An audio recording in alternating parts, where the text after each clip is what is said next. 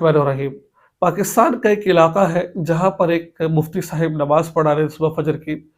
نماز پڑھاتے پڑھاتے ان کا جب سجدے میں جاتے ہیں تو ان کا انتقال ہو جاتا ہے۔ تو میں کوشش کروں گا کہ کچھ پکچریں میں آپ کو اسکرین پر شیئر کروں تاکہ آپ اس پکچروں کو دیکھیں، کیونکہ ویڈیو چلائے گی تو کاپی رائٹ آ جائے گا۔ تو آپ دیکھیں کتنی خوبصورت موت ہے، یعنی کہ جب وہ نماز پڑھ رہے ہیں، صبح فجر کی نماز پڑھ رہے ہیں، اور جب وہ سجدے میں جاتے ہیں، اور سجدے میں جب جاتے ہیں تو کافی دیر تک سجدے میں رہتے، اٹھتے نہیں ہیں، تو لوگ پھر اٹھ کر تحیات پڑھتے ہیں، سلام پھر دیتے ہیں۔ تو جب وہ اٹھ کر دیکھتے ہیں تو اس مفتی صاحب کا انتقال ہو چکا ہوتا ہے۔ تو کتنی خوش قسمت موت ہے۔ حدیث پاک میں آتا ہے انسان جس حالت میں مرتا ہے اس کو اسی حالت میں اٹھایا جاتا ہے، ٹھیک ہے؟ تو کون سا مفتی صاحب کا ایسا عمل ہوگا کہ جس کو اللہ کے ہاں بڑا قابل قبول ہوگا کہ نماز میں، کیونکہ نماز ایک ایسی چیز ہے کہ جو انسان کو اللہ کے بڑے قریب کر دیتی ہے۔ اللہ قرآن پاک میں فرماتے ہیں کہ یا ایھا الذین آمنوا استعینوا بالصبر والصلاۃ، اے ایمان والو اللہ سے مدد مانگو۔ کیسے مدد مانگے؟ دو طریقے سے مدد مانگو، کہ نماز پڑھ کر یا صبر کر کر۔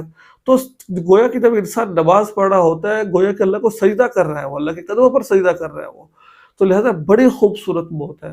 اللہ تعالیٰ سے دعا ہے اللہ تعالیٰ ان کی موت کو قبول فرمائے، اور ہم سب کو مرنا تو ہر کسی نے ہے، موت تو ہر کسی کو آئے گی، ایسی موت نصیب فرمائے کہ جب ہم موت کا وقت قریب ہو تو زباں پر لا الہ الا اللہ محمد رسول اللہ اور سجدے کی حالت میں ہو، ٹھیک ہے؟ یہ بڑے خوش اللہ سے مانگا کریں، ایمان کی موت نصیب ہو جائے، خدا کی قسم اس سے بڑی کوئی دولت نہیں ہے، کیونکہ جو انسان ایمان کی حالت میں فوت ہو گیا، آخرت کے اندر ایک گنہگار ہی کیوں نہ ہو لیکن جنت میں وہ ضرور جائے گا۔ اگر بے ایمان فوت ہوا ہے، وہ جو انسان اس کے جو انسان مسلمان ہونی ہوا کافر فوت ہوا ہے، وہ جہنم، اس کا ٹھکانہ جہنم ہے۔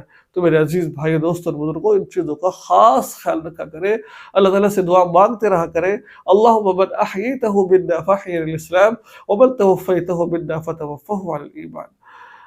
تو یہ تھی آج کی ویڈیو، مجھے امید ہے ویڈیو اچھی لگی تو آپ یاد رکھیں۔ السلام علیکم ورحمۃ اللہ وبرکاتہ۔